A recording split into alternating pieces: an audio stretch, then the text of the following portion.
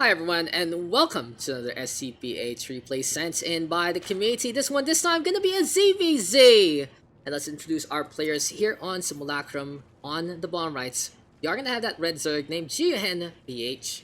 In the meantime, on the top left, we are gonna get Barcode playing that blue Zerg. Whenever I see a Barcode, it's like, okay, who's smurfing? Who is this person? And why did Barcode actually become popular in StarCraft in the first place? I think it was really the game where you see this. It really has been the way to go. I guess it's just Korean names trying to hide the barcode, or maybe just maybe a little bit of that error in translation. So anyway, Simulacrum, guys. Interesting map. This is one of the maps I have not seen too much of in the first place. I do want to check out the map real quick. So we do see corner expansions here and there. It is a little reminiscent of a 2v2 map, honestly. Can go for, or a free-for-all 4-player map in the first place. But these corner expansions on the low ground, and at the same time we have some fog. Are these zones that speed things up? I don't think so. I think that's just for design. It'd be cool though if these things actually did something, but overall it's a very big and open map. That's all I can see about this map. It is huge. It is absolutely huge, absolutely open. Anyone can go anywhere. And I love the fact that there are fog machines here. That means you can hide things on the side, get them ready, without your opponent actually spotting it out in the first place. So anyway, let's talk about builds real quick. Pretty much the same thing for both, but Barcode a little ahead in terms of those buildings. So every split second counts in these scenarios in the first place though. With the mechanical Zerg, we trying to build as much as possible. Is this mechanical? I don't think so apparently. It just has, or maybe it's just the drones. Maybe it is just the drones. When a spawning pool ready to go in between the extractors that can potentially come on up. Second bases are already set up as well here for boats. But in the meantime, one extra egg here and now for our boy Barcode. He is gonna have 4 lings as well as 2 queens on the way. Same thing apparently here for GeoHen. And Metabolic Boost coming online at the same time. So mirror matchup is abound. Now I have a question for y'all, especially in the chats. What is the biggest thing you've noticed about the patch? What has made you change your gameplay? What has really turned things around in the first place? Are you still gonna cast out? Yep. But for the time being, we are gonna see some queens coming here and now. And I'm gonna be casting this one in 2 more matches, and I think that's gonna be the show. Because it is already at 10 p.m. But anyway, seems like the show is just gonna start here. And now Queen in position, just perfectly placed there for GeoHen. Comes out at the right time. Barcode gonna be going on the outside instead. I think this is a different skin. I haven't seen it in a while. It's pretty snazzy. But anyway, hatchery being turned here for GeoHen. Will he be defending this one? Yes, he is. Going for the pokes already. Seems like the Zerglings aren't paying attention to their surroundings. But the 3v2 scenario gonna be in their advantage. GeoHen sending in the slow exodus of the Queen instead. It's a lull in the storm. So honestly, in terms of expansions, it reminds you of Acropolis for a lot. It is the same. You go onto the low ground, you go for your second. It is pretty safe in between geometry. And you go for your third a little more on the outset, but it's the same pattern, honestly. It's like a cleaned up Acropolis, and Simulacrum will have a lot of space to go for big fights in the middle. And I do like these kinds of maps. They're very open. This means rushes aren't gonna be the best unless you proxy. And at the same time, it will take a while for creep spread to happen, but there's so much big space out in the open to allow big engagements in the first place, to allow different kinds of AoEs, not to just be game changers, but all about that micro instead. Anyway though, GeoHen has set up the wall of the Baneling Nest and the Roach Warren. This is a little risky, of course, putting your tech all the way out in front. If this wall goes down, that's gonna be the show. 2 Roach Warrens, GeoHen. You don't need 2 of them. You don't need 2 of them. You might think, you know, this is not an Evo Chamber. It's not an Evo Chamber, man. But, you know, anyway, here we go with the potential Baneling bust here from Barcode. He does have some Banelings ready to go. At the same time, GeoHen! Oh, everything just decides to explode. I had to close my eyes. And when I opened them, everything just died. It is a 2v3, so GeoHen getting a little bit more value out of that one. But we are back to square one. If I didn't know better, I would just think that these 2 were the exact same person deciding to play the exact same build against each other. But now for GeoHen, he does have this good defense on the high ground. This Queen though shouldn't be coming off creep. A little too dangerous to chase after that Overlord. One good round might be the show, but anyway, the Zerglings are busy on the North Quadrant. Instead, the Baneling looking for a takedown onto a bulk, but this one Zane, one the Zergling, just an absolute hero in the first place. Still though, the Queen giving chase. This is a long chase sequence, but overall, good defense here from GeoHen. He isn't falling apart at the seams. He is putting enough pressure on this with this defense rather, not allowing Barcode to just run on in. He can't just go for the run by because the Baneling will punish that pretty heavily. And GeoHen doing the same yet again, going for the Baneling Cocoon. Finally gonna go for the Evo Chamber as well. At the same time though, good transition here from Barcode. Will decide to go for movement speed as well as that +1 at the same time. And BATTLETAG is ready to go here for our blue Zerg. Now let's start the hatchery, yet again being pressured. In the meantime, Barcode look to go ahead and stay ahead. 43 workers to 46 though. Another Baneling does go down to the sacrificial Zergling. Anyway, Baneling Cocoons yet again hatching. And what is up with these Baneling Cocoons? It doesn't really seem like they're eggs. It just seems like they suddenly, you know, they bring the egg with them, basically. But the hatchery is up. Good micro here from Barcode. Honestly, Barcode has been on points with sending in those those Mart tier Zerglings in the first place. Trying to get in positions, trying to be a bother. Overlord all the way here as well. But in terms of production, we are going to get +1 here and now for GeoHen and +1 Carapace as well. Now I'm really curious to see what Barcode is going to be up to with these roaches, because these have been waiting for quite a while on that second. Overseer though sent in here by GeoHen, going to be able to get that scout to see exactly the bulk of units waiting at the wings.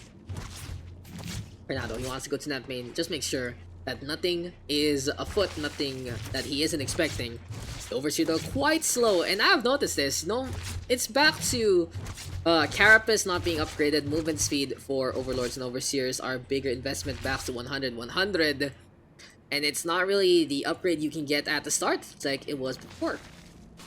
Anyway though, here we go with the roaches. These are easy kills. Oh no, GeoHen! Oh, GeoHen. Sure, that's a good hit with the Banelings, but at the same time, it's roaches. Roaches can shrug that off. It's like you fling mud at someone. If it's a little baby, they'll get covered by it. If it's someone who's taller, they'll just get annoyed and probably flick you in the bean. So we do see these roaches turn into Ravagers instead. And now it is time to go for the assault yet again onto the northmost quadrant one more time. Seems like this is the Fist of the North Star waiting to happen. The hatchery should go down in a bit. Here comes the big bile though, looking to land, and another good onslaught here from Barcode so far. If I didn't know any better, GeoHen can't really keep up in this scenario, but we'll see how the Red Zerg is gonna turn things around in the first place. Ravager now being morphed yet again, and I like it when roaches that are quite low are turned into Ravagers, but this isn't really the best time or the best spot to do so. One Ravager versus how many? 6 here for Barcode. Trying to get on the way, but oh, the Bile actually connecting in a good spot. So even matchup here, and now Queens brought into the front line, trying to get some extra DPS ongoing. And yet again, the Bile onto the high ground, onto the sky, looking to land. Oh my god, Barcode, be careful with your micro though, as he walks into his own kind of mixtape. So GeoHen gonna be able to defend for the time being. Barcode running them in a really awkward spot, sacrificing some extra Ravagers that didn't need to die in the first place. So another good defense here and now for GeoHen. What is going on with Barcode? It seems like, oh, the Bile even hitting the poor Overlords. And why are they all here? Why are they all here? Anyway, we are gonna get Carapace here and now here for Barcode. Finally gonna get it on BATTLETAG. And as I was saying, GeoHen has been able to really just answer Barcode in many situations where it feels like there's such a big disadvantage. Defender's advantage, I guess. Especially the creep positioning here for GeoHen, completely on point. At the same time though, we are going to get +2, and the good thing about both sides keeping with the upgrades means that neither side really gets the upgrade in the first place. Anyway though, Lurker then being morphed in here for GeoHen. This building is built a lot quicker nowadays on this patch, so we will see Lurkers more online earlier in the scenario. So attack range yet again being upgraded here and now for the Hydras. You are going to see an Exodus though. The Zerg is looking for a poke or two onto one of the bases. Overlord's now looking for the scout yet again. Bile now coming on in, and the Overlord's able to stay alive. Predictive Bile not gonna work here for GeoHen so far. Anyway though, here comes the drones. Just keeping, going for the proxy, looking for the long distance mining as well. And it's 4 bases here for Barcode so far. GeoHen still stuck on 3. And it really is a tug-of-war scenario in this game. I feel like I, as a viewer, am really expecting a little more from both sides.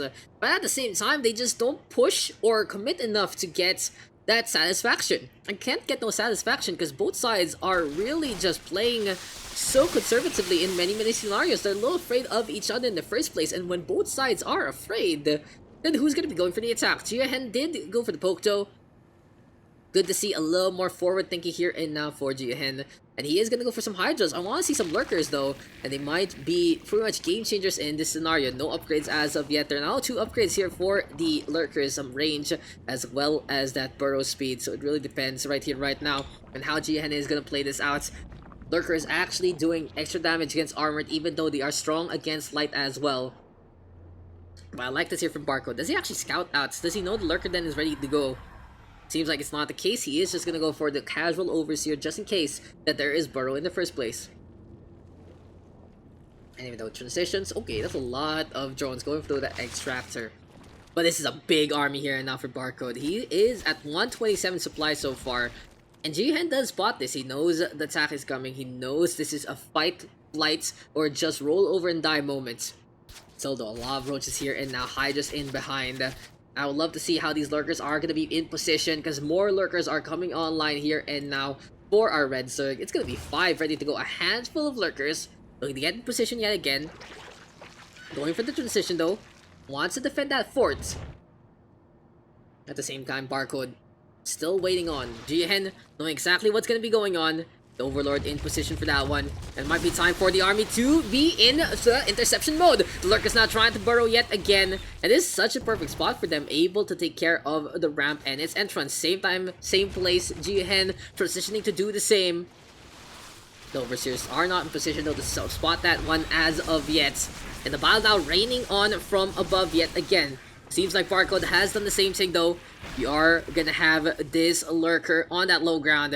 And anyway, here we go with the push yet again. Gonna be some splash damage though onto those roaches, and that's big hits. Still though, Ravagers getting some good battle along the way. And hesitation yet again from Barcode. Come on, just send everything in, and you can actually get that takedown. But GeoHen does not give up, does not surrender, does not kill over and die. He is at that disadvantage, but he is still staying on with the fight, with the fortitude. And he is able to defend for the time being. Not in position though for those Lurkers. The roaches and the Ravagers need to be conservative in this scenario. And again, both sides playing conservative. I love the fortitude though from GeoHen. He did overextend just a little bit with those Roach Ravager. Could have been punished. But honestly, Barcode, come on man. Barcode is afraid of something that he has the advantage of. And honestly, it's a big mistake for many StarCraft players. What really separates the good players from the great is that knowledge that you're at the advantage. And you have how much of the advantage that you can keep funneling, keep going those units. You need to be decisive in these matchups. So here now, GeoHen in position, and it's pretty even in the army supply. Stretch that even ahead as we go for the hits yet again. GeoHen though backing on now, trying to make it a cascade. Focus fire here from Barcode, not the best. Here comes the bile yet again, trying to move forward. And I love this here from GeoHen, avoiding the bile with the push-pull scenario. Gonna go for the fight one more time. And Barcode running away with his tail tucked between those itty-bitty legs. GeoHen just so more decisive in this matchup. And I feel like that's what's gonna give him the edge if he goes for that attack. Speaking of the edge though, Spire coming online here and now for GeoHen. At the same time, we are gonna see +3 going online. And it seems like the Red Zerg has finally taken the lead in terms of the upgrade marker. Here we go with the new Spine upgrade as well. I believe that is the range upgrade from 8 to 10. And here we go with the movement speed as well. Here for the Hydras. So more utility for those range units in the first place. Hydra speed, very important just in case he goes for that Muta harassment or maybe even Broodlords in the first place. Okay, we are back guys. Interesting error. But again, continue into this game. The Rojas right now are in position yet again, looking for the hits or two. In the meantime though, Queen trying to just get that takedown there, and that was a little bit of aggression there from GeoHen in the first place. At the same time though, here comes the harassment, courtesy of the Mutas. Roach Ravager looking to just hamper as much as possible. The hatchery is going down soon here for Barcode. GeoHen not letting up whatsoever. Simulacrum, like I said, big open areas, and the lurkers finding the cascades, finding the small spots to actually maximize their damage in the first place. GeoHen right now knocking on his opponent's door, looking to siege, looking to go in all the way on the inside. And now it's time for the Roaches, the Ravagers, the Hydras, and the Lurkers to take their dominion, get onto that natural, take care of the tech as well, seize the Greater Spire. In the meantime, though, the Mutas being pretty much a nuisance, but the Hydralists are ready to fight that one off, and GeoHen takes the victory in the 15-minute mark. Sorry about the little bit of the error, but well done to our Zerg. That's a good one here on Simulacrum, just to end things up on a high note.